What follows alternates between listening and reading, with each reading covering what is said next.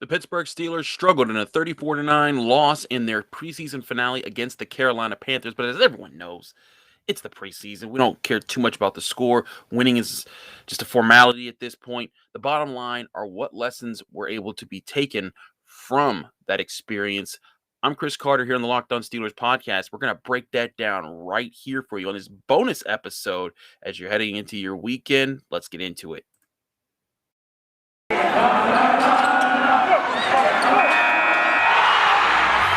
You are Locked On Steelers, your daily Pittsburgh Steelers podcast, part of the Locked On Podcast Network, your team every day.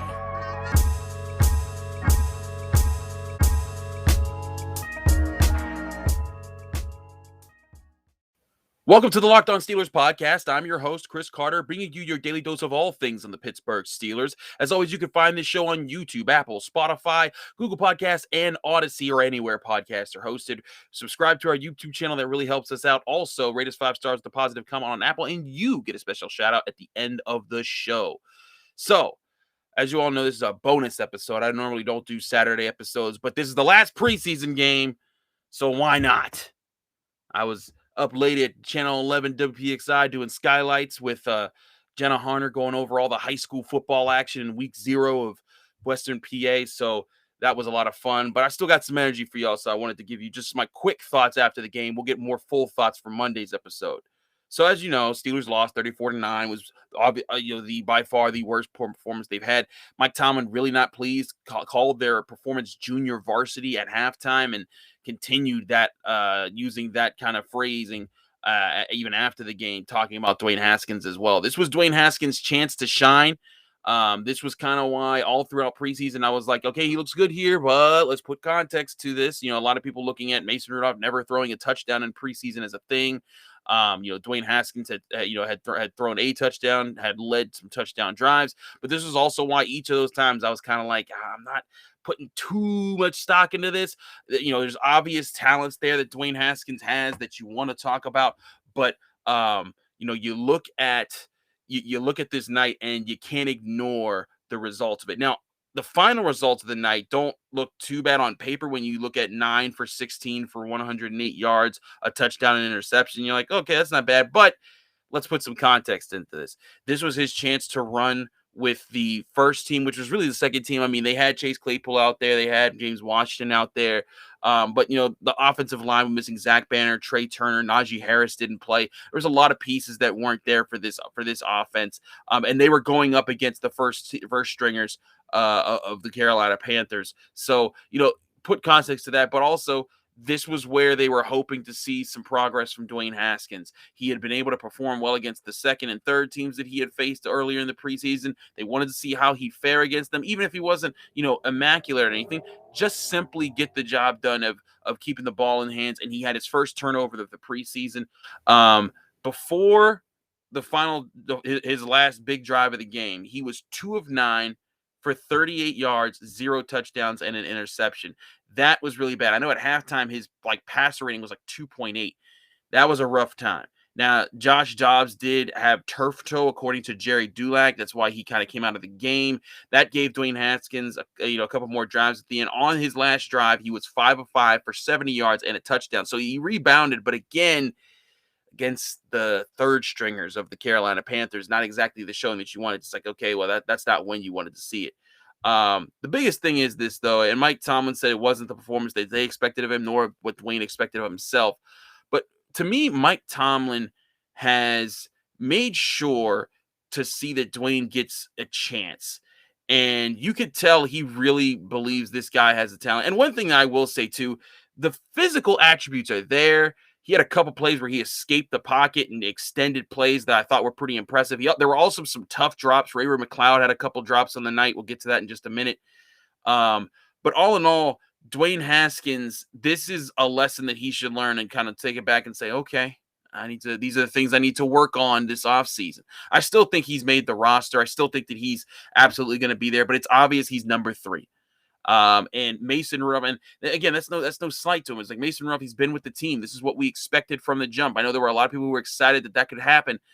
there was a lot more consistency that we needed to see if that was ever going to happen. It just wasn't a whole lot of room for that. He would have had to have a phenomenal night for that question to be even entertained, and it didn't happen. The opposite happened. So, all in all, Dwayne Haskins, he still got ways to grow, but this is a chance for him to look at it and grow from it. As Brooke Pryor from ESPN brought up, on our Thursday episode when we were talking about Dwayne Haskins, the Carolina Panthers were the team that ended his career in Washington. So now, they ends his first preseason in Pittsburgh. Maybe there's some motivation to say, okay, I need to make sure that nobody can show me up like that again. So, all things considered, Dwayne Haskins proved why Mason Rudolph is number 2. Again, the Steelers, they're not looking for guys to make superstar throws. Just don't lose the game. Don't throw the interception. And he did in this game. It was a tough time.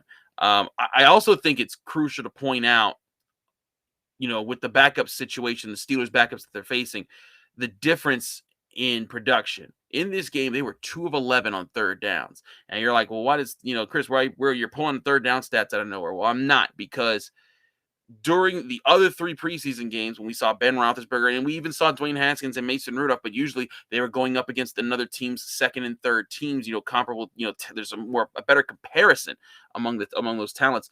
During those 3 games, the Steelers were 24-45 on third downs.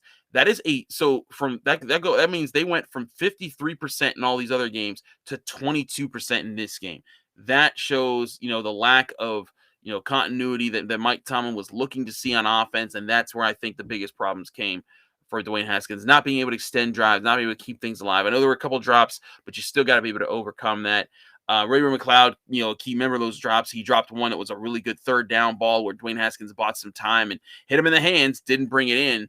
And then there was another, really, honestly, I thought this one pass down the sideline, I believe it was the second quarter.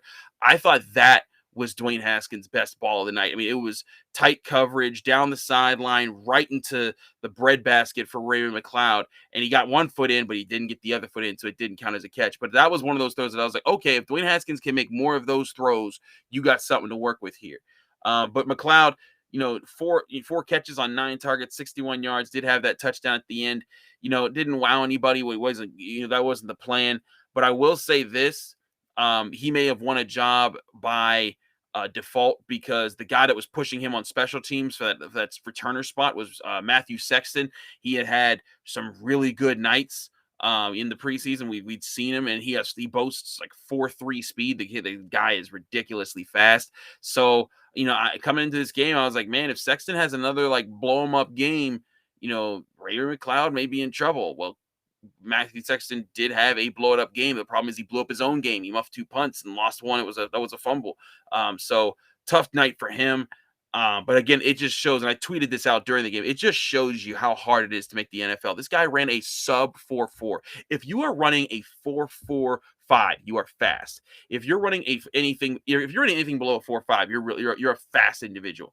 If you're running a 4.45 or lower, you're faster than that. If you're running 4.42, you're lightning. If you're running 4.4 flat, you're ridiculous. Anything below 4.4, I don't have any. I probably can't find you because you're so fast. You're moving and you're a blur on the screen. That's how fast Ryan Sexton is. He's that fast. Had a really good training camp. Had some really good preseason returns, and 2 moments can mess up your entire preseason. So we'll see if he sticks with the practice squad. Also, Robert Spillane, rough night, had a touchdown thrown right over his head. I think we further and further see, even against, when he got to the backups, there's a reason they had to go get Joe Schobert. There's a reason they had to go get him. I was all for Spillane getting a role and getting to role play as, a thumper guy that could sometimes help, but he can't help it all. You cannot depend on that man there. They're going to need to make sure that he is not ever in a cover linebacker spot, because he will get eaten alive.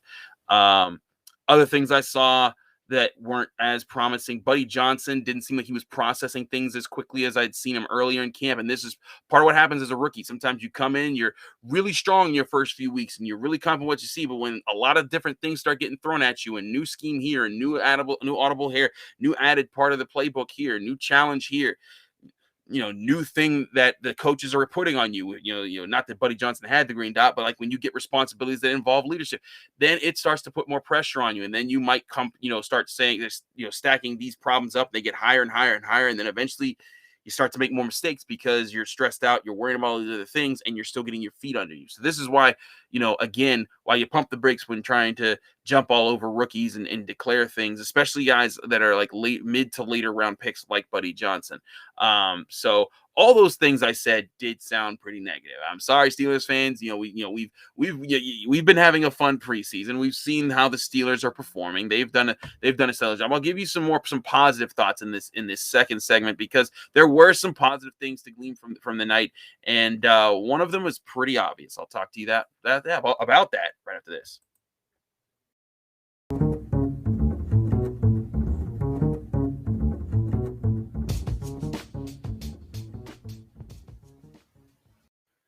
Back here on the Locked On Steelers podcast with a bonus episode on this Saturday.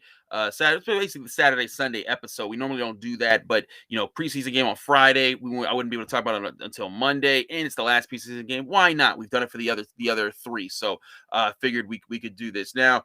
As I said, the most important thing the Steelers had to do in this game was not lose any major players, and they did that. Chase Claypool even played in this game, had a reverse, looked pretty good, had a catch, looked pretty good in that too. Everyone was terrified when he went down. I think it was 2 weeks ago in a training camp practice at Heinz Field, and everyone's like, oh my gosh, Chase is down. It's not looking good. He's not putting any weight on it. He was back, and he was back all week in practice. We saw him practice, and there's always rules about what you can say and can't say about camp or about training camp or about practices in general for the Pittsburgh Steelers. But Claypool looked solid out there. And the biggest thing is, you got Ben, you got Najee, your line's fine, your receivers look fine, your secondary's fine. You're still questioning about, Stephon Tuitt. No announcement of TJ Watt yet. There were a lot of rumors that might happen in the middle of the game, right after the game. It hasn't happened yet as we recording this, and it's late Friday night to Saturday morning. So, maybe something comes out by the time you're watching this. If you're watching this a little bit earlier or a little bit later in the weekend. But other things I liked. I like James Pierre. Looked like he was back from a rough game in week 3 of the preseason against the Lions. He had a really good tackle for loss and a wide receiver screen where he worked around his man. Saw him running with his guys as usual. James Pierre looking solid outside cornerback. Isaiah Loudermilk, a guy that they needed to see more of. The Wisconsin Badger they traded up to get in the 5th round. Had a really solid night, 5 tackles and a sack. That's a really good night for what he's been putting in. So I think that he's a guy that they see a lot of potential in. Again, he has a similar build to how Cam Hayward is, height and weight wise. They want to see this guy flourish. So good thing seeing that there. Another thing to remember, like I said before, this was the Panthers' 3rd preseason game. This is the Steelers' 4th preseason game. So when you look at the Panthers, they're starting more of their guys for a longer periods of time. The Steelers weren't ever going to do that. They pulled a lot of people. You never saw Minka. We still haven't seen TJ play a snap in preseason. But you get my point that there's a different air there for how that works. Jalen Samuels had 2 catches for 20 yards. Solid for him. I know that he's on the bubble. And Benny Snell, I get to this, and that was the one guy I missed in my first segment about negative. So excuse me while I turn back. But Benny Snell, he had a really good 17-yard run that I thought he ran hard on when it was there. But the problem was that was really all he had. Other than that 17-yard run, he had 28 yards on 8 carries, a night of 3.5 yards per carry. Not something you're mad at when you look at overall, but when you look at when you take the 17-yarder out, and I know that's not fair, but that's 7 carries for 11 yards. That's not good. Now, part of that's the offensive line, but again, this was the problem about Benny Snell missing. He doesn't get the benefit of being a Najee Harris, of being a Minkah Fitzpatrick, of being a TJ Watt, of, it just takes him time to get up to speed. No, buddy, you got to be up to speed right now. You haven't had the NFL career that the Steelers hoped that you would, and they want to see more out of you. It didn't work out too well for him in this game. I thought there were a couple plays that he did make that were solid. That 17-yard run was solid. I thought that he, did better in pass protection. But that's a big question now is what do they do with the running back position? And to me, Kalen Ballage further solidifies his number 2 spot. He's been consistent all throughout training camp. He got 2 carries in this game, took him for a total of 8 yards. It's what he does. He finds space, makes it happen, does all the different jobs. I really think Kalen Ballage has done. And now I will say a guy that I absolutely loved in this game was Kevin Dotson. I thought that he showed, hey, this is why everyone was excited. This is why everyone's believed in me. And he was able to show, like, I'm ready for practice next week. Like, he looked physical, he looked dominant, he was turning guys out of the hole. I loved everything about Kevin Dotson. If you're looking for an offensive lineman for the Steelers to get behind, left guard, number 69, the big nasty, Kevin Dotson. All right, now, that being said, on the offensive line, Chukuma Okorafor also not at the best night. And that's not a good sign because Dan Moore Jr. has been breathing down his back. And I thought Dan Moore Jr. did a solid job when he was in there. But, man, that's a tough call. Again, veteran versus a rookie. What might actually be the call is going to free agency or trading and finding an offensive tackle. Remember, the cut period is coming up now. There will be full cuts. But for all rosters, for all 53-man rosters, have to be down at 53 by Tuesday, August 31st at 4 p.m. So the Steelers have to get their numbers down to that by that time. I'm not saying a core four will be cut, but they might try to add some more depth at offensive tackle just because they need answers at that position. If one guy goes down, what's going to happen? Can everyone kind of balance things out? Maybe that comes in free agency, maybe in a trade, maybe something clicks for Chukuma Okorafor, maybe Dan Moore starts. I don't know, but we will find out. Again, those roster cuts come out August 31st, 4 p.m. We'll be talking about those right on the Locked On Steelers podcast.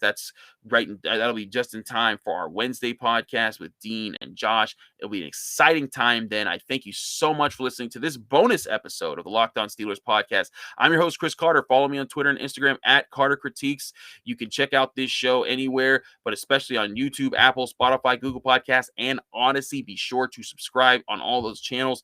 Subscribe to our YouTube channel. That's really important. Also, rate us 5 stars, deposit, comment, and you get a special shout out at the end of the show. I'm Chris Carter. Thanks again for listening to or watching the Locked On Steelers podcast. Be back in your ears and on your screens on Monday.